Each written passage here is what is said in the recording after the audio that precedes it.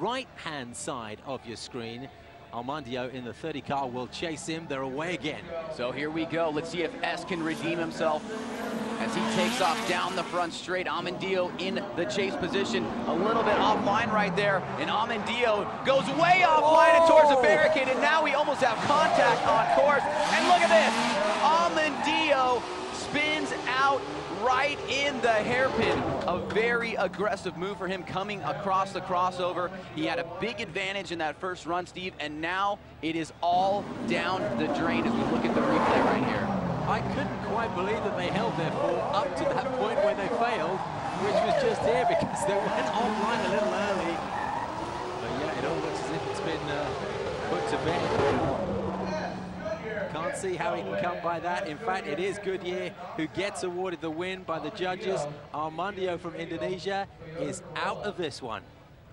Well, what a challenging battle right there. I wish Armandio would have maybe played it a little bit more conservative. I love to see the action on track just as much as the next person, but he had such an advantage going into that second run, and to kind of make that mistake right in front of the judges stand and spin out, it's a tough loss. All right, our fourth lineup, Mervin from Malaysia against Limzi King, also from Malaysia. So here we are in Kuala Lumpur with 2,000 to 3,000 people at trackside, and they have an all Malaysian contest to enjoy in the Super 16 round. We enjoyed some of the action from these guys in the round of 32. Very entertaining they were too. And here they are, head to head up against each other. Important, isn't it, to get a little bit of heat in those tires just as they prepare to get going. The lead car on the right-hand side, Z, in the 180 car, getting the thumbs up from the officials. The lady with the green flag drops it down. And here we go, right out of the gate, Limzi King and Mervin Nakamura shooting down the front straight into that initiation right there. Limzi a little bit shallow as he comes back across. Nice job on that outside wall, but look at Mervin Nakamura. Great job on the line and pretty good angle right there. Slightly shallow toward the end, but Mervin Nakamura, no slouch in the chase position. A pretty good lead run by Limzi King as well. And I have to say, maybe right about this, it would be even right at this moment. Even, you call it. Well, Mervin was a little bit behind coming into the really technical part of the course, but he did so well around the hairpin, really gaining excellent proximity just at this point and holding it out to the yellow flag, which you just see to the left of your screen. That indicates the end of the track from the perspective of where the judges stop scoring. So both drivers making a few mistakes, both drivers excelling in certain parts of the course, and now we will switch it up. Mervin Nakamura will take the lead as Limzi King will chase him down. Mervin in the dark car, the green flag has been dropped, and off he goes down the straight. Here we go, Mervin accelerating to the front part of this acceleration point in the initiation area. Transitions off the wall, a little bit shallow there, cuts the line slightly, and Limzi King obviously notices it, takes advantage of it, shoots it on the inside, and now he makes a mistake. Limzi King noticed that Mervin Nakamura was cutting the line. He did the same thing and then got a little bit too close in the hairpin, almost comes to a stop. So now the judges will take a look at the footage of the replay here, see if there's anything that they didn't see, and then we'll come back with a score shortly. Seems to me like Mervin just shut the door on his opponent there. All legitimate stuff. It's down to our three judges. Nakamura gets the win. Mervin Nakamura, the yellow flag. Mervin it is, who goes through to the quarterfinals. We are halfway through the round of 16. Another 4 head-to-heads to come at you in this round, and we're with you all the way through to the final. You're watching Formula Drift live on Star Sports.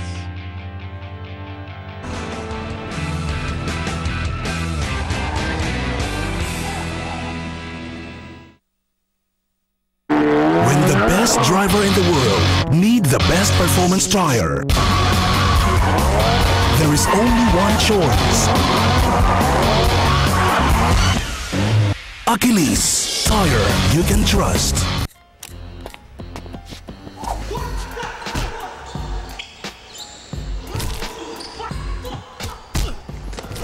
Energize your body and mind with Drive M7 Energy Drink. Contains vitamins B12, B6, B2 and niacin. Gives you that refreshing taste. More energy, more stamina. Drink Drive. Hello， 喂阿黃，喂，點搞啊你？係啊，2000美對我嚟講濕碎啦，冇咩所謂嘅。我錢就大把啊，我又唔怕嘅。淨係新加坡有幾十間廠嘅啫喎。Hello， 強。Hello。啊 ？Hello。Junto, G1, guarantee.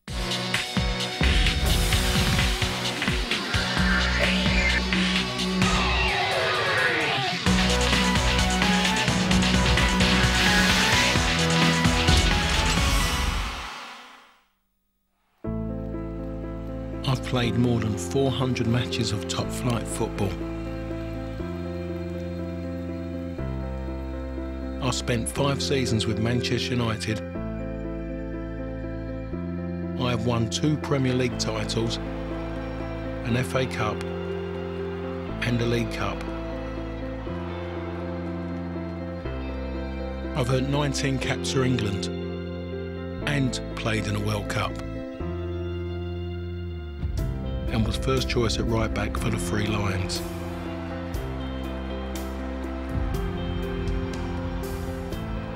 Football is what I was born to excel at. I faced the best and I became the best. And now I do what I love on Star Sports.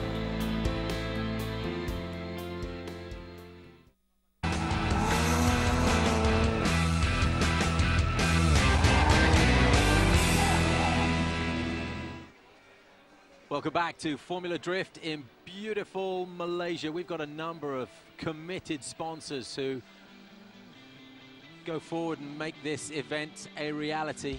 And one of them is the Doubletree by the Hilton in Kuala Lumpur. That's where I'm staying, that's where Ryan's staying. It's a quick walk from the famous Twin Towers in Kuala Lumpur. Fantastic facilities, all of the drivers being put up there. I know they've had a comfortable night's sleep ahead of this big action that we've got here live for you on Star Sports. We're halfway through the round of 16. We've got 4 qualifiers for the quarterfinals.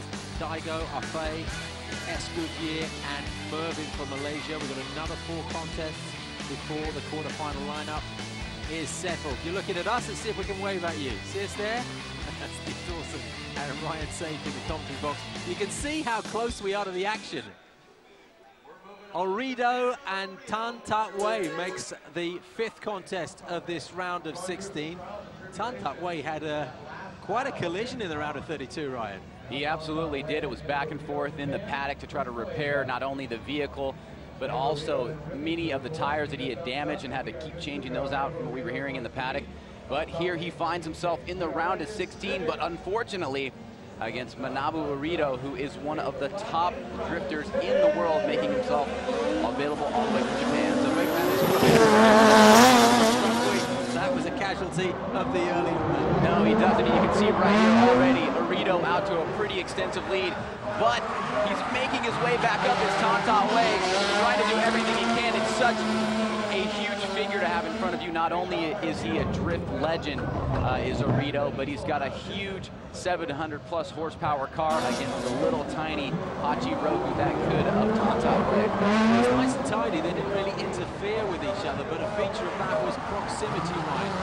The chasing driver not quite close enough to the lead driver to score any points. Yeah, you can see that's one of the unique things that drifting really brings out in the designers and fabricators of these cars is it brings in the stylistic versions of a Supra or a Toyota AE86, which is a very light, lower horsepower car in comparison to a Toyota Supra, which may have 500, 600, 700, even 800 horsepower in some instances. So Manabu Orido will now try to chase down Tan Tak Wei, and we'll see where this goes and who's moving on into the Grade 8. Yeah, it's Malaysia against Japan. The Malaysian is on the right-hand side, and he will go out ahead of his opponent. We'll See how Arito does in the chase position. Already on initiation right there is Tata Ways. He crosses over and back around, and look at this. Arito putting the heat on Tata Ways and almost making a mistake. We talked about trying to not be overly aggressive, but oh, look at this. Arito goes off course in the very last second of the run. I do not know if that was past the finish flag or before. I suspect it was after. They were flirting with contact the whole way around that hairpin, and even in the approach. Ryan's just looking over to the judges to try and get some indication. We can take a look at the replay. I guess the important thing is, as Ryan indicated, was that contact before the yellow flag or after it? Well, you can see Arito pulls the e-brake, makes a mistake, then goes off course right now, and you can hear the fans in the background, Steve. They want to see it one more time. I see the judges shaking their head, and we may have a result. But wow, nice battle between both competitors. Here comes the decision. Arito wins it. Well, the fans here were looking either for a Malaysian win or, as you said, Ryan, one more time. We always want to see that, but it's Arito. Well, I think you were right, Steve, on your initial analysis. Obviously, he went off course, Arito, that was after the finish line, so no damage there. But we move on into the next battle. Yep, it's Ju against Mai. Those are the nicknames. It's an all Thailand affair. Somchai Arunrong and Chaiwat Panai Tukul. They simplify things for us here. Ju against Mai. That's what I like to see. It's the number 3 car against the 888 car. We've got 5 qualifiers already in the bag. We're looking for 3 more before we start the quarterfinals. It's the lead car on the right-hand side, Ju, who will take the lead down this initial stretch. In that beautiful BMW, such a fan favorite right here as he initiates, shoots around to the outside, a lot of speed both these drivers are carrying, and look at that angle right there by Ju, and Mai, obviously not afraid, shows down right here in the hairpin, and then crosses the finish line. And look at this energy drink battle ensuing right here between these competitors. Nice job by both guys, great angle, lots of smoke on track, and we have ourselves a battle. High quality stuff. That was probably the quickest approach that we've seen so far in this round of 16, and that got the guys here at trackside on their feet. Lots of applause as these two drivers approached the hairpin. I think they recognized there was an increase in speed, and that makes it all the more exciting, doesn't it? But again, it was tidy, no contact, no real blocking, just nice synchronicity. And as the drivers get more comfortable and we lay down more rubber on track, these battles will get faster. The contact patch of each of these tires makes a big difference, and as we see the drivers getting into the latter rounds, we're going to see those speeds get faster and faster and faster. Now, don't get misled by the graphic. The lead car is always on the right-hand side. So here we go. Mai will take the lead. Ju will try to chase him down. Coming into the front straight and initiate a nice little aggressive flick right there. And now Ju, cutting the line just a little bit. Now getting off angle. And look at Mai. Mai taking the lead here. And Ju on the inside makes a mistake right there. A big mistake by Ju by cutting the line, trying to stay within proximity of Mai, and makes a mistake. And now the judges will have to evaluate. We'll see who takes this win into the round of 8. I brushed the barriers in doing that. You know, we've got some of our excellent sponsors' names draped over these barriers, and some of them are not quite in the shape they were at the beginning. No, not at all. They've been ripped up and shredded from the contact of these heavy, fast cars. It's Mai who makes it in the 888 car, and he will face Arito in the quarterfinals. So bye-bye, Ju. 2 places left to fill. Well, I have to agree, a good call by the judges right there. Just too many mistakes on the part of Ju, and Mai moves on into the next round, but he will be facing Arito as we get deeper and deeper into the competition. Our judges are Andy Yen from the US, Tajiro Yoshihara, and Benjamin Koo. Okay, the next run. It is Thailand against Indonesia. Marwan is the Indonesian driver. We call it Thai driver Koke. And he was pretty exciting in the round of 32. You like this fella, right? Yeah, I'll let out a little bit of a secret. I really do love the driving style of Koke. It's very aggressive. He loves to mash the throttle, as they say. and he always puts down a ton of tire smoke. So there you have that stylistic thing that you just can't really describe in objective factors, and I love to watch him drive. So we'll see how he does right here against Hermawan. Okay, it's a 7 car against Hermawan, the 301 car, and it's Koke on the right-hand side in the white car who will lead. First run, way to go. And here comes Koke out the gate. M. San's bumper cuts into the backside, now coming down the front straight. Lots of speed right here. Nice initiation towards the outside. Well, look at that angle by Koke, already putting on a show. And M now on the inside. Great job by M. Whoa, look at that. Look how close right there. M was not afraid of Koke, but Koke in the lead position was incredible. What a battle. That was some battle, wasn't it? Again, high speed, again, close proximity, and I think there might have been a bit of contact as they came through the exit of the hairpin. You could hear the exhaust popping very much as it does in Formula One. If you've ever seen that firsthand, these cars are put under some pressure, really being worked hard. Koke on entry right there, that replay, I was so impressed by the amount of angle that he carried into the entry, which is the most difficult part of this course because you're going from straight line into drift right into an area by the wall. So up next, we've got Koke, who will now be in the chase position, and Hermawan in the lead. And as we get ready to drop the flag right here, this battle is very close. I would not want to be a judge in this position, but we will have to find a winner unless it goes one more time, which we're never against seeing. Never sad to see that. More action, the better. The official says, are you ready? The green flag goes down.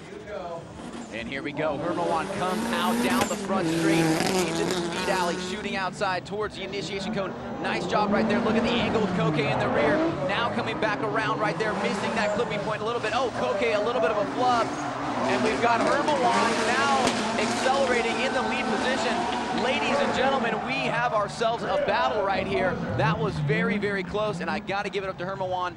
He was no slouch and did a really good job alternating back and forth, not only doing well in the lead, but the chase position, and also Koke as well. So we have a battle on our hands.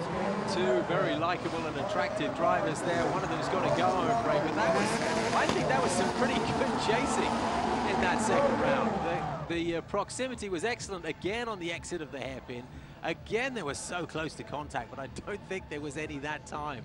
But you just have to take a look at these cars and you can see that there's been contact earlier in the day. There's bits missing all over the place as a shroud of white smoke covers the commentary box. There it is, Koke's through.